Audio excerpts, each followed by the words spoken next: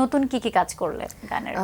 এর মধ্যে আমি অনেকগুলো নাটকের টাইটেল ট্র্যাক গেয়েছি, যেমন ঈদে প্রকাশ পেয়েছিল আমি নজরের টাইটেল ট্র্যাক গেয়েছি, কাঠের ফুল নাটকের টাইটেল ট্র্যাক গেয়েছি, বাতাসের ফুল সেটার টাইটেল ট্র্যাক গিয়েছি, যেটাতে খুব কেয়া পায়েলের অভিনীত, যেটা খুব ভাইরাল হয়েছিল, সে পাগলের চরিত্রে মানসিক ভারসাম্যহীনের চরিত্রে অভিনয় করেছিল।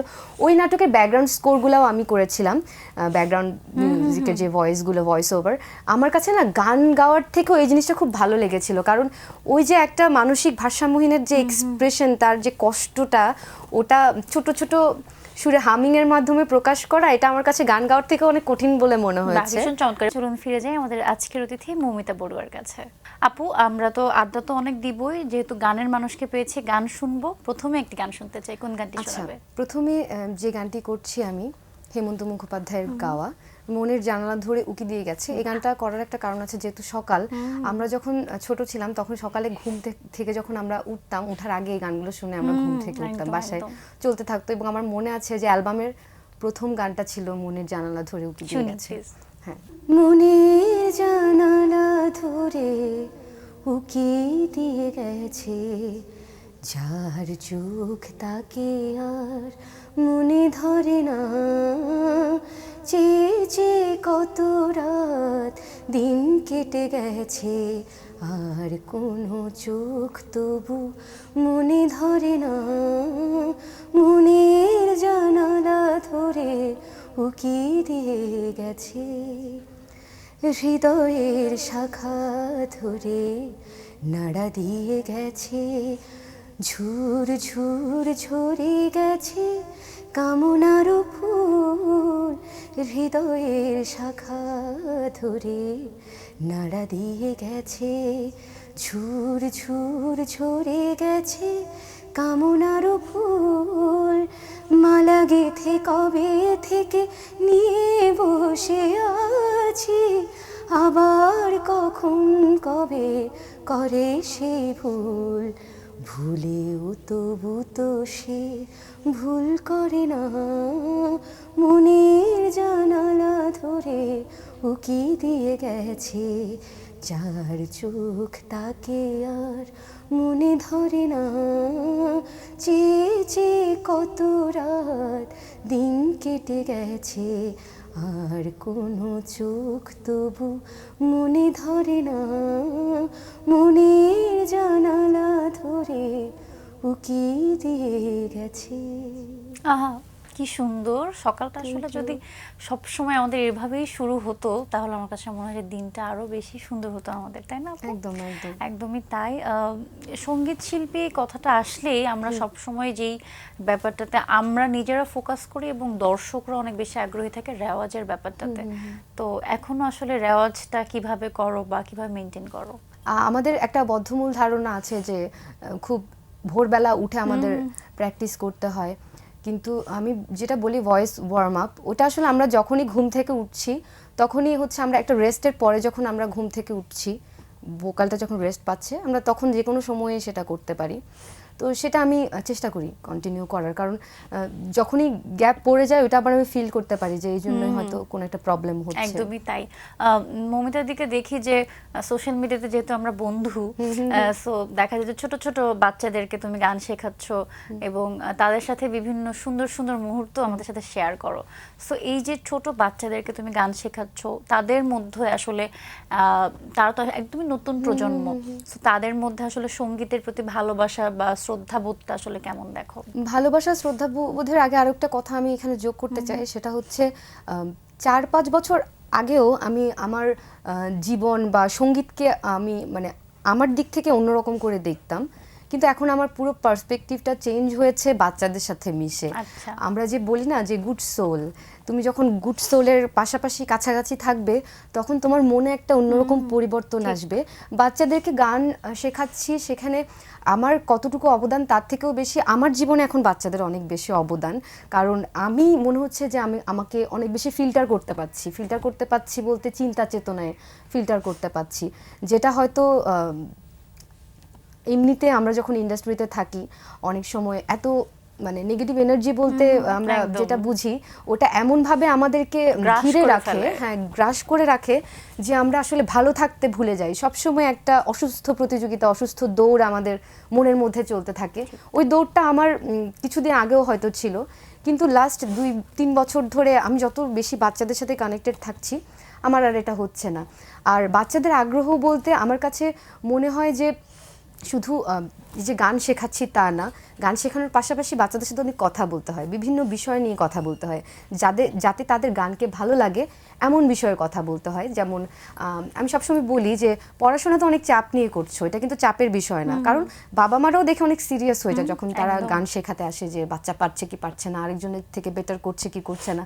আমি সবসময় বলি যে এটা ফান, তুমি ফান হিসেবে নাও। যতদিন তুমি এটাকে অনেক সিরিয়াসলি পড়াশোনার মতো করেই নেবে তখন তুমি এটাকে আয়ত্ত করতে পারবে না, তোমার ওর সাথে বন্ধুত্ব করতেই হবে। একদম। এর আগে যে একটা প্রজন্ম ছিল যাদের গানগুলো আমরা এখনো গাইছি এবং আরো গাইতেই হবে, তাদের গানগুলো আসলে গাওয়া ছাড়া আমার কাছে মনে হয় যে আমাদের সঙ্গীত জীবনটা আসলে মানে শেষ যখন হবে ওনাদের গান দিয়েই শেষ হবে। সো ওই প্রজন্মটা কি আমাদের চেয়ে বেটার ছিল, বা তাদের সবকিছু বলি ভাবভঙ্গি বা রেওয়াজের স্টাইল বা একটা গানকে তারা কিভাবে আয়ত্ত করতো, সেটা কি নিঃসন্দেহে আমাদের থেকে অবশ্যই ভালো ছিল? আমাদের থেকে অবশ্যই ভালো ছিল বলতে আমাদের প্রজন্মে অনেক ভালো ভালো শিল্পী, ভালো গায়ক অবশ্যই, গায়িকা অবশ্যই। আছে, কিন্তু ওই সময় হতো কি তুমি জানো যে লাইভ রেকর্ডিং হতো, শিল্পীদের যে এই একটা চাপ গানটাকে পারফেক্টলি তোলার, এক্সপ্রেশন ওয়াইজ তোলার, কারণ এটা প্লেব্যাকে যাবে। কিন্তু আমাদের কি ওটা আছে? আমরা জানি যে জোড়াতালি দেওয়া যায়, একদম তাই না? এই জোড়াতালি দেওয়া যায়, এই যে এত সহজবোধ্য, সহজ মানে যেটা আমরা সহজেই খুব পেয়ে যাচ্ছি, সহজে বুঝে যাচ্ছি, এমন হলে হয় কি ওই যে কোয়ালিটিটা একটু এদিক সেদিক হয়ে যায়, হেরফের হয়ে যায়। তো আগের শিল্পীরা অনেক বেশি পরিশ্রমী ছিল, সেই তুলনায় আমরা বোধহয় একটু অলস। যেহেতু আমরা নতুন প্রজন্ম এবং আমাদের পরবর্তী প্রজন্ম চলে এসেছে অলরেডি, সো আমাদের হাত ধরে আসলে তারা নতুন পথের দিশা পাবে আমার কাছে মনে হয় সব সময়কার জন্য। সো আমরা যত কিছুই করি না কেন একটা পজিটিভ ভাইব কিন্তু সবসময় রাখতেই হবে। একটা গান শুনিয়ে দাও, অনেক অনেক গুরুগম্ভীর আলোচনা হয়ে গিয়েছে। এবারে যে গানটি গাইছি, গানটি শ্রদ্ধেয় সানি জুবায়েরের লেখা সুর করা একটা গান। এটাও সেম, খুব ছোটবেলায় যে সময় সবাই খুব তখন মাত্র বাংলাদেশের নতুন সাউন্ড ঢুকছে, সবাই নতুন গান শুনছে, কিন্তু আমার তখন এই সানি জুবায়েরের অজস্র কবিতা অ্যালবাম খুব ভালো লেগেছে, যদিও তখন খুবই ছোট। তো ওই অ্যালবাম থেকে একটা গান গাচ্ছি, এই গানটার কথাগুলো খুব মানে একদম ভালো মেসেজ একটা। শুনি আমরা। আর যাই বলো বন্ধু মিথ্যে বলো না, আর যাই করো বন্ধু দুঃখ করো না, সত্যিটাকে ভালোবেসে বরণ করে নাও, তুমি গভীর অন্ধকারে বসেও আলোর গান গাও। আর যাই বলো বন্ধু মিথ্যে বলো না, আর যাই করো বন্ধু দুঃখ করো না, সত্যিটাকে ভালোবেসে বরণ করে নাও, তুমি গভীর অন্ধকারে বসেও আলোর গান গাও।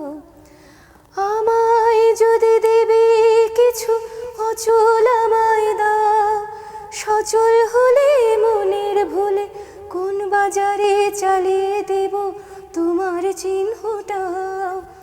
আমায় যদি দেবে কিছু অচল কিছু দাও, সচল হলে মনের ভুলে কোন বাজারে চালিয়ে দেব তোমার চিহ্নটাও, সত্যিটাকে ভালোবেসে বরণ করে নাও, তুমি গভীর অন্ধকারে বসেও আলোর গান গাও। আর যাই বলো বন্ধু মিথ্যে বলো না, আর যাই করো বন্ধু দুঃখ করো না, সত্যিটাকে ভালোবেসে বরণ করে নাও, তুমি গভীর অন্ধকারে বসেও আলোর গান গাও। আহা, কি সুন্দর মেসেজ গানটাতে, তাই না? একদম। প্রথমবার শুনলাম, আমি গানটা শুনিনি কখনো এর আগে, কিন্তু গানের কথাগুলো মানে থাকে না যে সমাজকে সুস্থ করতে একদম। এই ধরনের গানগুলো আসলে বেশি বেশি হওয়া জরুরি। একদম একদম। সো মমিতা আপু, এখন দেখছি যে সঙ্গীত শিল্পীরা আস্তে আস্তে গীতিকার সুরকার হয়ে যাচ্ছে। সো আমি তো আসলে গান লিখতেও পারি না, সুরও করতে পারি না। আমার কাছে মনে হয় যে আমার দ্বারা এটা আসলে কখনোই হবে না। তোমার অবস্থা কি বলো?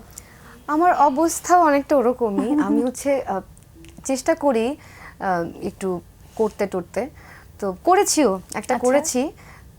প্রকাশিত হয়েছে? প্রকাশিত হয়নি এখনো, ওটার কাজ চলছে। প্রকাশিত এখনো পর্যন্ত ওই সাহসটাই আমার, ওটা আমি একটু করে ছোট করে শোনাবো। তো মানে এটা আসলে অনেক কঠিন ব্যাপার। আমরা হয় না যে গান শেখা যায়, কিন্তু এগুলো আমার মনে হয় নাজিল হতে হয়।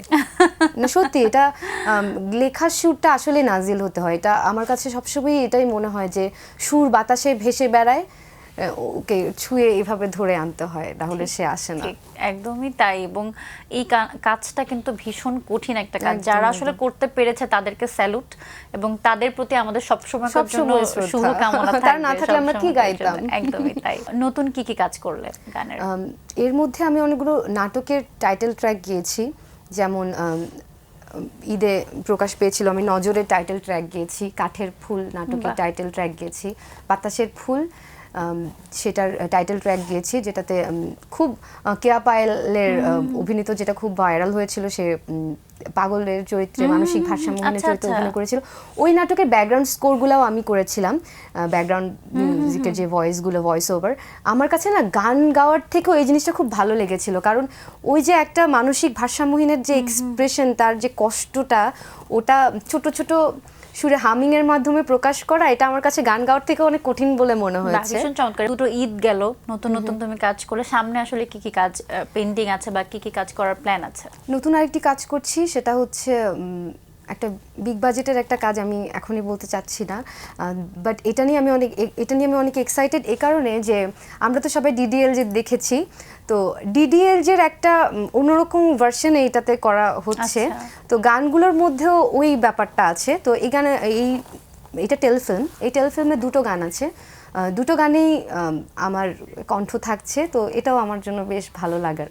বাহ, চমৎকার। এবং আমাদের তো সবারই একটা প্ল্যান থাকে লাইফে, যদিও মানে প্ল্যান ছাড়াও অনেক সময় খুব ভালো ভালো কিছু হয়ে যায়।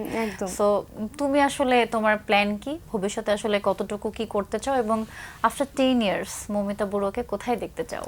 আফটার 10 ইয়ার্স আমি আসলে দেখতে চাই, এটা আমি আগেও বলেছি, তখন আমি গান শেখাতাম না। এটা আমি একেবারে সেরা কণ্ঠের পরপরেই আমি কোনো একটা ইন্টারভিউতে বলেছিলাম যে আমি আসলে এমন জায়গায় দেখতে চাই যে কিছু সংখ্যক মেয়ে অন্তত বলবে যে আমি মৌমিতার মতো হতে চাই। তো আমার কাছে মনে হয় অ্যাটলিস্ট আমার স্টুডেন্টরা তো কখনো গিয়ে বলবে আমার মতো হতে চাই।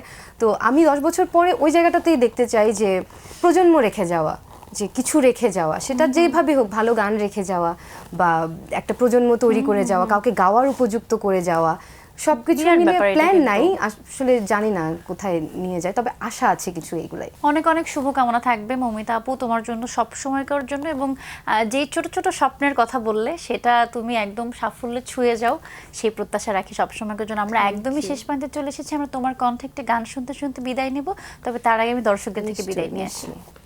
প্রিয় দর্শক, এতক্ষণ কথা হচ্ছিল অতিথির সঙ্গে, এবার সময় হলো বিদায় নেই। এবার আমাদের অনুষ্ঠান সম্পর্কে আপনার যে কোনো মতামত ও পরামর্শ জানাতে লিখুন এই ঠিকানায়। প্রযোজক দিন প্রতিদিন, Banglavision, Noor tower 110, Biruttam CR Datta road, Dhaka 1205। Phone 96320303 থেকে 4। আমাদের ইমেইল অ্যাড্রেস dinprotidin@banglavision.tv। বিশ্ববরণ্য ঐতিহাসিক থমাস কার্লাইলের একটি উক্তি বলে বিদায় নেব আজ। তিনি বলেছেন, মানুষের বোধ শক্তি অনুযায়ী কথা বলা উচিত। সবাই ভালো থাকুন, সুন্দর থাকুন, আজ সারাদিন সবার শুভ ও মঙ্গলময় হোক। এবার গানে যাব। দর্শকদের উদ্দেশ্যে বলতে যে আপনারা ভালো ভালো জিনিস পিক করুন। অনেক আমাদের এখন অবারিত সুযোগ, অনেক কিছুই দেখা যায়। ভালো ভালো জিনিস দেখুন এবং আপনাদের পরবর্তী প্রজন্মকেও ভালো কিছু শেখান। এটা এখন খুব দরকার, এই মেসেজটা ছাড়া আর কিছু দেওয়ার নাই। আর বাংলাভিশনকে অনেক ধন্যবাদ আমাকে আমন্ত্রণ জানানোর জন্য। তোমাকে অনেক ধন্যবাদ এত সুন্দর উপস্থাপনার জন্য। কোন গানটি শুনবো তাহলে আমরা শেষে? যে গানটি করছি, এই গানটা ওই যে বললাম আমি একটু লিখতে শুরু করতে চেষ্টা করছি। আমার লেখা শুরু করা একটা জানা নেই, শোনা নেই, চলছি কোন পথে, আলোতে আধারে রঙিন স্বপ্ন রথে জানানি শোনানি চলছি কোন পথে আলোতে আধারে রঙিন স্বপ্ন রথে ফেরাতে আর পারিনি তারে প্রাচীন প্রেমের দ্বারে হারানো সে শপথের সাথে আছি আমি বেঁচে আছি বেঁচে বুকে পাথর মুখে হাসি কত জনম তোমায় ভালোবাসি বুকে পাথর মুখে হাসি কত জনম তোমায় ভালো